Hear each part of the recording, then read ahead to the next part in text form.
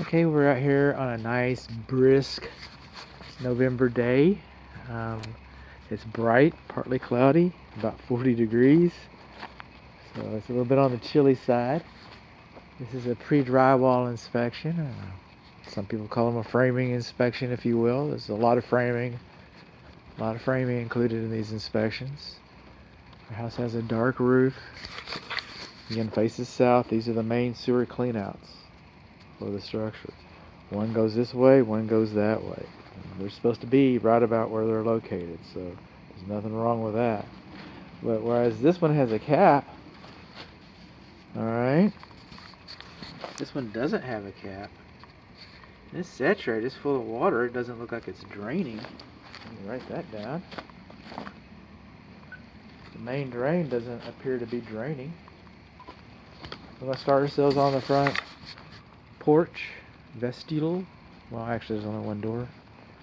Okay, these columns, okay, are like little walls. Got it? And these walls have flashing tape underneath them. And these little walls do not have flashing tape underneath them. Alright? So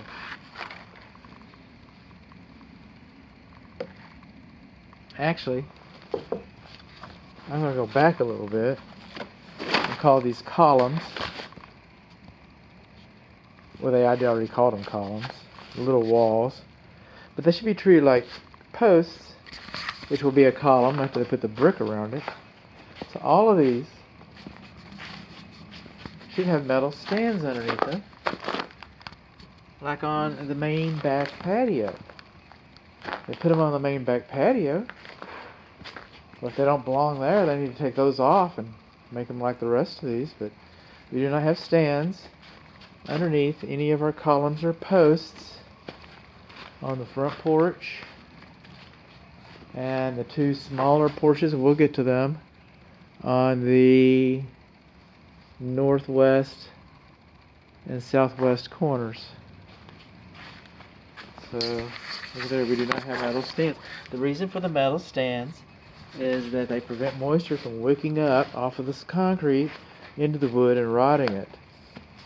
And then over here on our sheathing, see the sheathing we've got around this column on the front? Check this out. I kind of move with the groove. We don't have it on the ends. Alright?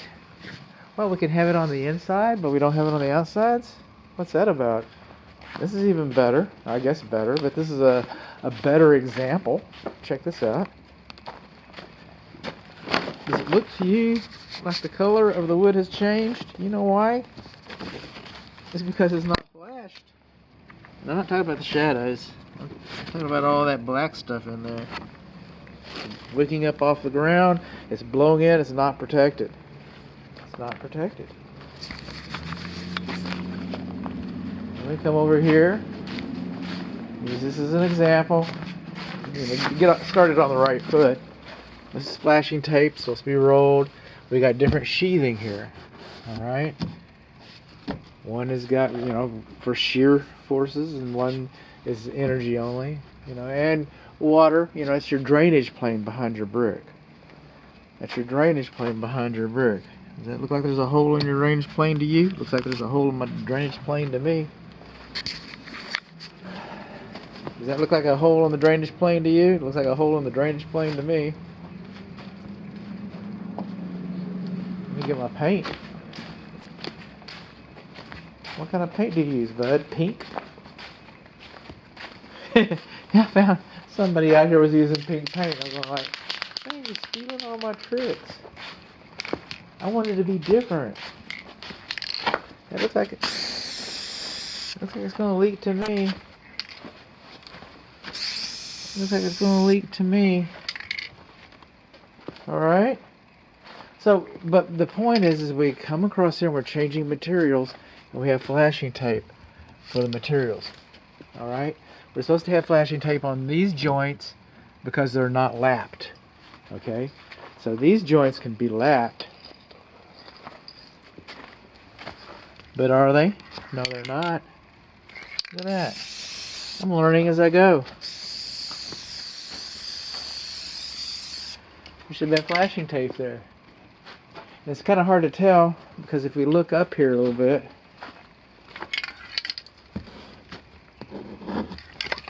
you have flashing. No?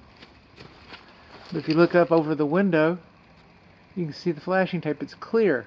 Sometimes it's dark like this and sometimes it's clear. It doesn't matter as long as it's there. Okay, so we bothered to put flashing tape up there, but we didn't bother to put it over here. To add insult to injury, these are vertical. They should be taped, but these are vertical, butt joints. This is a horizontal. This is the drainage plane. Brick. This is going to be a brick home. See all the brick out there? Brick is porous. It's a very good building material. A very good building material. This house could burn down and they could reuse the brick. House could burn down. It's a good insulator, but it's porous. When the lawn sprinkler system hits it, the water goes right through it. When the rain comes, it goes right through it. And we'll have weep holes installed around the perimeter, and most of the time you're not going to see vapor coming out of there. Alright? But when the water gets through the brick, as it will, this is called your drainage plane. And your drainage plane is compromised. We put a hole in it right there. And see how we changed? We changed materials, but we sealed it with flashing tape. Get it? Okay, we come over here. We change materials, but there's no flashing tape. There's no flashing tape. We come over here. Flashing tape is not required over here because it's lapped. Okay, you can lap it or you can tape it. But you're supposed to do one or the other. You don't ignore it. That's not what you do. You need to have a metal stand under there. Tape. Arrow mark. That's what we need. See? Gaps. I know it's kind of hard between my handwriting and the spray paint. We come up over here and we're coming up to the edges and they put a little bit of, sealant up there. That's a good thing. They're trying. They're trying, but Is that insulating right here? You think that's going to be a good insulator? That corner up there? I don't think that at all. You think these gaps are a good thing? Where the foam has not been applied as it should have been? Do you think that's a good thing? I don't. I don't think that's a good thing at all either. There's some things I just don't like. It's not that I like them or not. I just soon get paid and leave. But no, I'm here. I'm here. Around this window over the front door. It's a nice front door too. With the flashing tape, the sun's moving on me. It's moving pretty fast this time of year. And we got gaps in our flashing tape. Like I had gaps over there in that window. It's something to think about. Something to think about. Moving on along.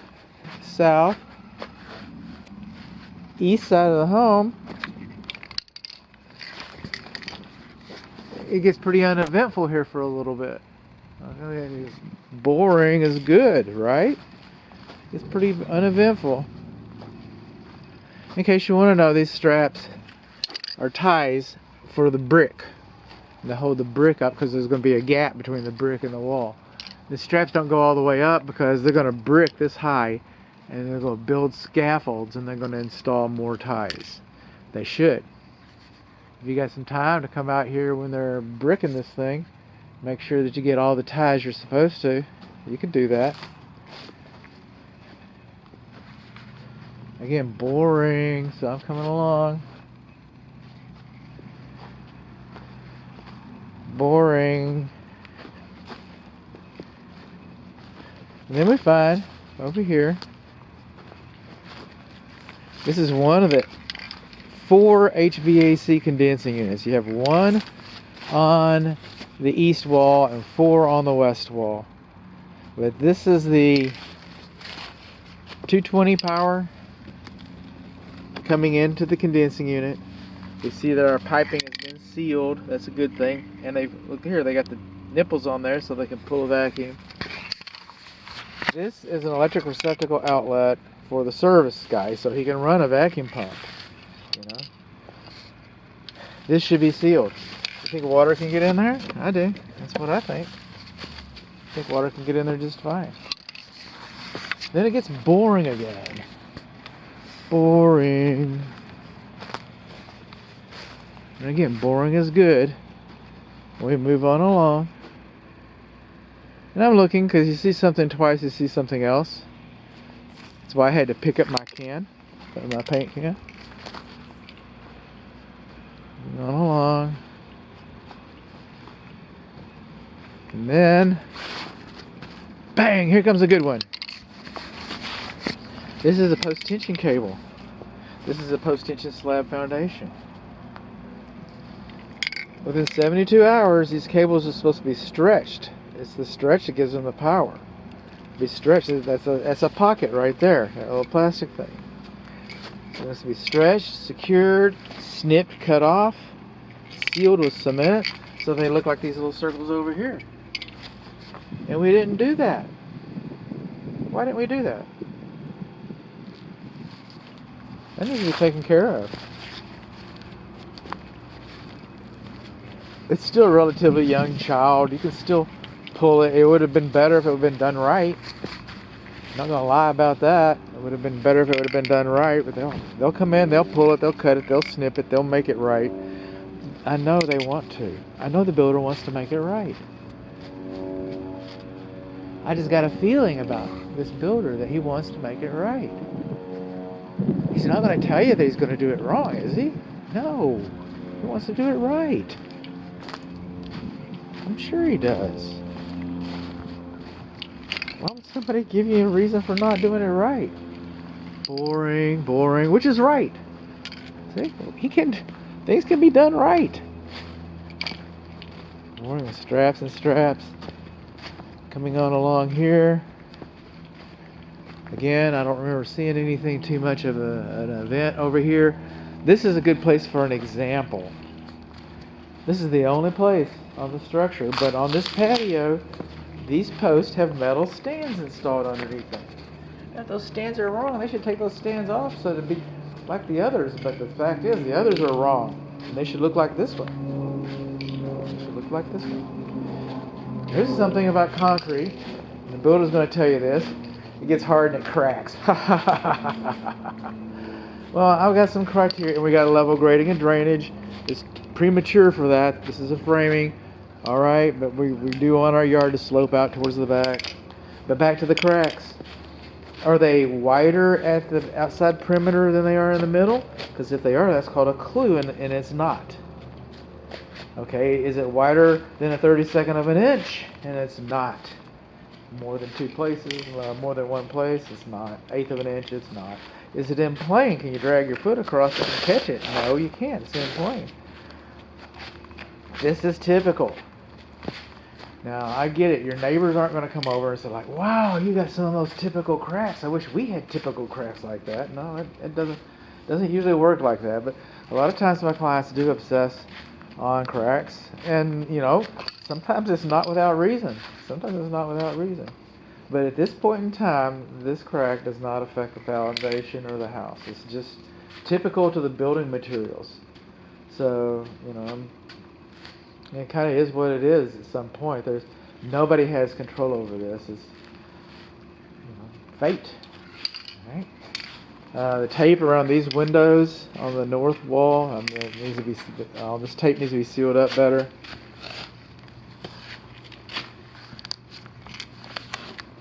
See, these are instructions.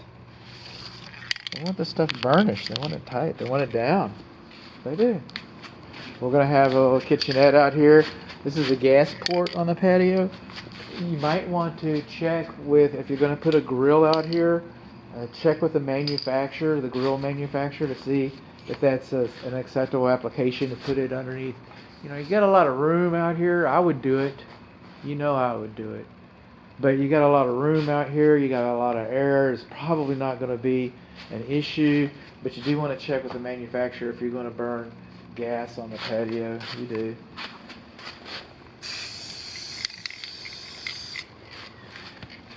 Yeah,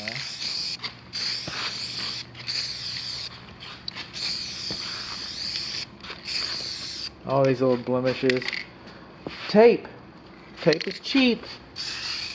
We need another set of eyes and another set of hands to come around this structure and take care of all these minor details. Alright? This is not catastrophic. These are minor details. Move on along. Look at there. I know, we got foam in it. You know, if there was a pipe, you know, just the foam would probably be enough. But no. Okay. Coming on along. And I don't have the building plans here, so I don't know. I do know that we do not have a stand under here. That's my pink paint. I'll put some more. Alright. We got tie downs. That's a good thing. But over here, this is not my pink paint. Somebody's got my method. It says a strap here. So there's field notes specifying that uplift straps should be installed on not just this post, but the other one around the corner. This is where the other 3 condensing units are. Okay. This is the west side of the home. So they're going to get a lot of heat, you know, but I didn't draw or place the place. So on the west side of the home, this is where the gas enters, or is going to enter the home, and it's bonded electrically. And they're going to go, well, what about the tape? You've ruined your bond with the tape right there. And no, you really haven't. This thing has got teeth on it. It gets in there and gets it done. All right. So if they come in and they take the teeth off, the tape off, that would be a good thing. But for the most part, that's not really an issue. This little gasket around the gas piping is. How about that? Think that could be sealed a little better? I do. You think water can get in there? Yeah, we do. Everybody thinks that. All right. I know this is going to change. All right, but the plumbing vent pipes that come through the roof, through the roof, they're going to be painted. They need to be painted to protect the PVC from the UV rays of the sun. Down here, the exposure is not so great, and it's not required here. So there's that. While we're at it, I'll just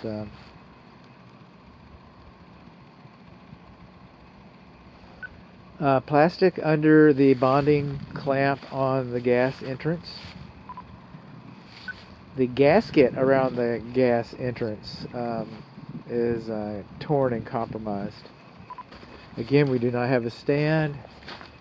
Again, we have another pink paint raider, and so that we need a strap.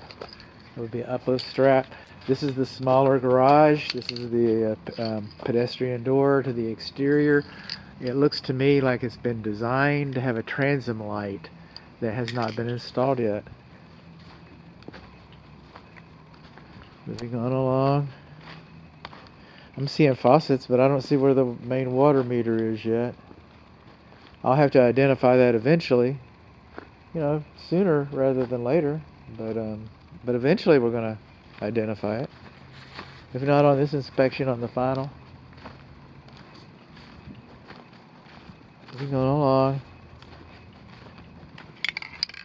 Straps, looking good. Coming along, boring again. Cockaburs. We are out in the country. We are out in the country for sure.